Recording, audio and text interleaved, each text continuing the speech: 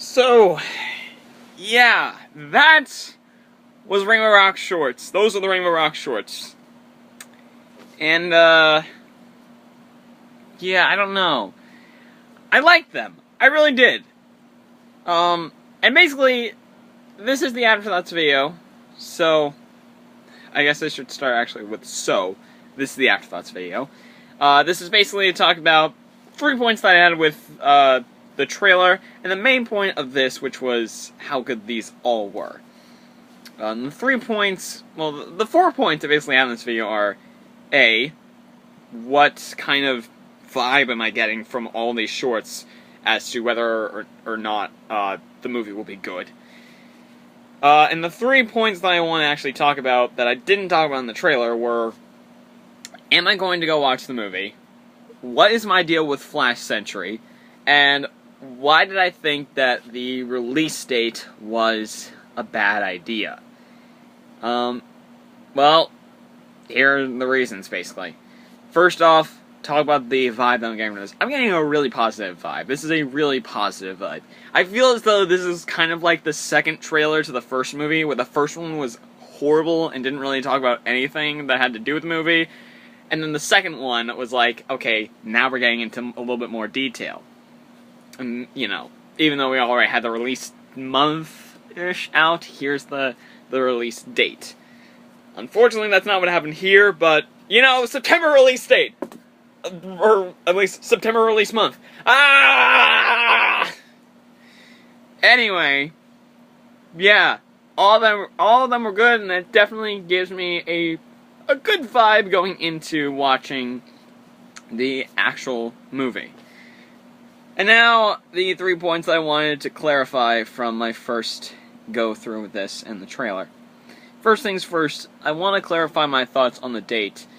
When I was saying that June was good and fall was what I meant by that was, you know, Mungo had a very good point with the whole it means this for the release date type ordeal.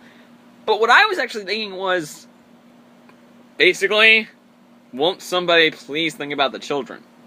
My thought was, you know, last time they released the movie in summer, in June, and it made perfect sense. You know, the kids are going to be out of school, they're going to be rushing to the theaters to make it in time to you know, watch this movie.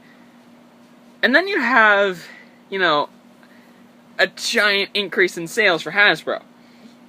However, when you release it for fall, that kind of puts a limit as to your target demographics' appearance in the theaters, you know?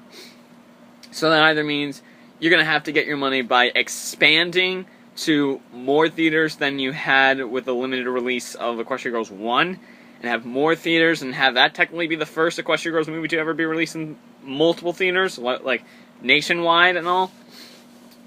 But on the other hand, you could also just get an increase in sales with the Blu-ray, depending on when you want to release that. But a fall release date for the movie is just kind of like, you know, the kids are going to be in school at this point. They're probably not going to have enough time, depending on when you release it. They probably won't have enough time to actually watch the movie in theaters. And that's going to be, again, a giant decrease.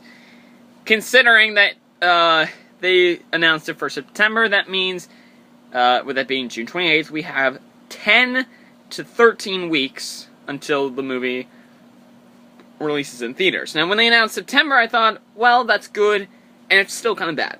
I go back to school, mainly this time, 2 months from now. So, you know, it's a good thing that I got in for the trailer and the shorts. Fingers crossed I can get in for the movie whenever Gigi decides to have us, you know, react to it and send in the reactions. If we decide to do that. But yeah, honestly, with that, I would already be in school no matter what. So I would have to hope that would be on a weekend, as I said. You know, 10 to 13 weeks from now. But for some of the kids, in the demographic, some of them might be going into school, some of them might be, you know, almost there, you know, few days left. School's just around the corner. So, yeah, I don't really know. It's both good and bad, but because it's September, it kind of went from like, oh, it will never work to, you know, it might just work. You might get the same result from the first movie. So that's honestly what I was saying when I was like, fall, but June, yeah, perfect. You know, that's what I meant, and it's what I still mean by the September thing. Second, or third, whatever you want to call it, I also want to talk about Flash. Now, we did see him in the final one, the only time he would be in it, and it's like, yes, confirmed, and everyone else is like, yeah, and Trixie's confirmed for this movie as well, Sunset, and Spike the dog, you're welcome, Nolan Cool, and, Sunset Shimmer apparently has been announced, and this Adagio chick, like, who cares about this Adagio chick, seriously? Anyway, yeah, yeah, I guess that's it. No, I was about to say, thoughts on Flash as a whole. You know, when I came into this, you guys saw, or will see, how I reacted to him being in the actual show, with episodes 11 and 25. I'm just gonna say it now. I'm not necessarily on the whole, oh, why does everyone hate Flash so much? It's blah blah blah blah blah blah blah. I am with those people who are like, yeah, Flash is amazing.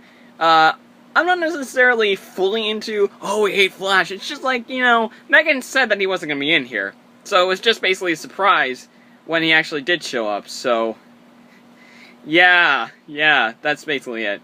And then after I heard that Gigi actually likes Flash, my reaction to him being in the finale was kind of like, wait, he's talking, and, oh, he's actually here now, so I have to continue the I hate Flash Century gig, you know. But, yeah, I'm behind it 100%. I'm behind, every time I hear the ship name, every time I hear the ship name of Flash Century and Twilight, Gigi, give us a little bit of Sesame Street, please. Sesame Street. Flashlight? Flashlight? Literally, if you play that Flashlight from Sesame Street, you know, Bert and Ernie and all that, that's literally my reaction to the name of this whole fandom. The fandom's choice for the ship name. When I heard that for the first time, that's what I was like, so, yeah. I don't necessarily hate Flash, it's just that it's like, you know, if you're not going to be in here, then don't be in here, and just be in the movie. I'll be fine. You appear in the show, and you weren't originally planning to be here, and then you voice... Vincent, you were already an idiotic character. Just a total plot hole. And not the good kind of plot hole, not the one that you can just overlook. The MLP type of plot hole, the plot hole that gets on your nerves, the idiotic plot hole. You know what I'm talking about. I'm just trying to skip over saying the actual word, but whatever. He's that one plot hole. You've already been a basic plot hole with being Blue Blood. Don't try to be a waifu stealing plot hole on Flash Century, and don't voice him if the characters... I don't know. Bottom line, I do like Flash, and I'm fine with the flashlight thing. Just, McCarthy, please be honest, because we can't take your jokes. But yeah, Flashlight, forever, yeah, woo, whatever. And I guess the final part that I was wanting to say is, am I going to go see this movie in theaters? And I can actually say it now, considering there's actually more content. And the answer basically is yes. If I can manage to see it in theaters, then I will. If not, then I will definitely find it online. I don't have the DVD of the first one, so I'm probably not going to get the DVD of the second one. So, you know.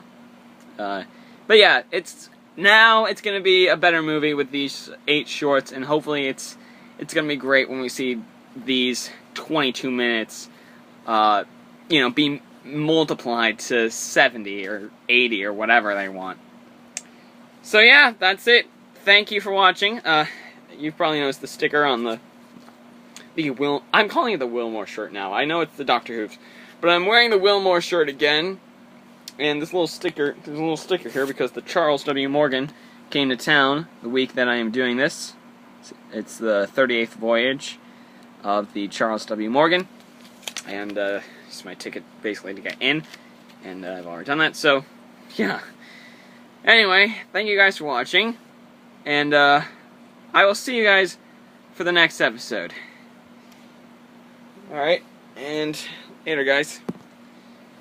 Alright, with that being done, let's get back to Through the Well of Perrine with Snootingham.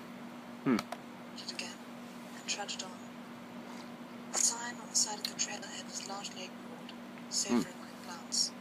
I had seen it often enough before to know what it said. Everfree State Park, Massachusetts State Parks and Forests. Well, that's uncanny. It's right in my fictional backyard. Yes, I live in Massachusetts. My God, why did you have to do this, Snootingham? Why? Oh, I forgot to play you guys off. That's right. Gigi, play us off.